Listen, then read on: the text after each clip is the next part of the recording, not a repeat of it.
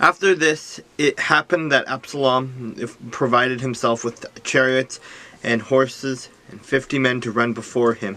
Now Absalom would rise early and stand beside the way to the gate. So it was whenever anyone who had a lawsuit came to the king for a decision, that Absalom would call to him and say, "What city are you from?" And he would say, "Your servant is from such and such a tribe of Israel." Then Absalom would say to them, "Look, your case is good and right, but there is no deputy of the king to hear you." Moreover, Absalom would say, "Oh, that I were made judge in the land, and everyone who has any suit or cause would come to me, then I would give him justice." And so it was whenever anyone who came near to bow down to him, that he would put out his hand and take him and kiss him. In this manner Absalom acted toward all Israel who came to the king for judgment. So Absalom stole the hearts of the men of Israel.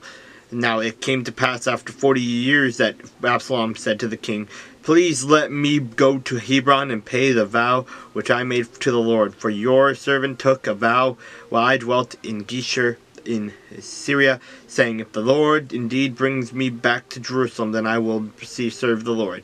And the king said to him, "Go in peace." So he arose and went to Hebron. Then Absalom sent spies throughout all the tribes of Israel, saying, "As soon as you hear the sound of the trumpet, then you shall say, Absalom reigns in Hebron."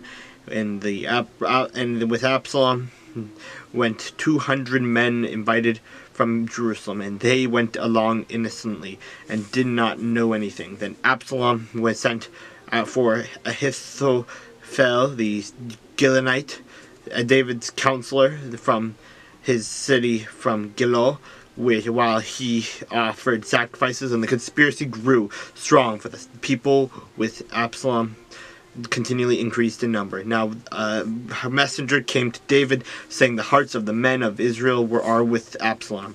So David said to all his servants who were with him at Jerusalem, "Arise and let us flee, or we shall not escape from Absalom.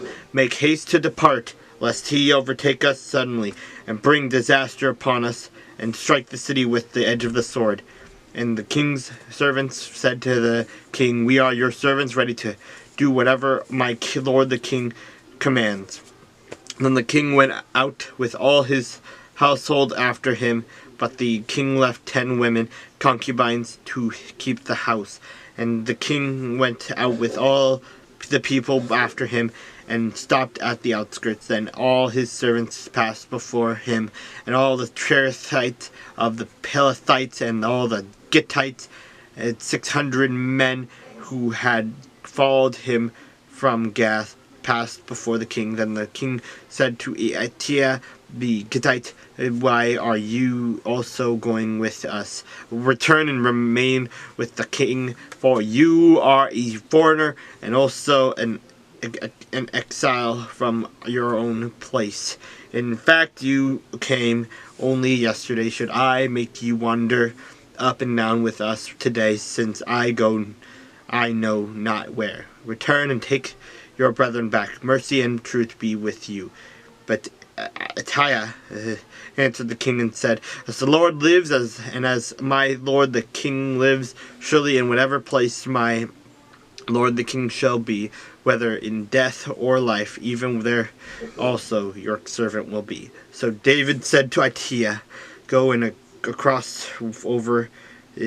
For then Ittai the Gittite and all his men and all the little ones who were with him crossed over, and all the country wept with a loud voice, and all the people crossed over. The king himself also crossed over the brook of Gidron, and all the people crossed over toward the way of the wilderness.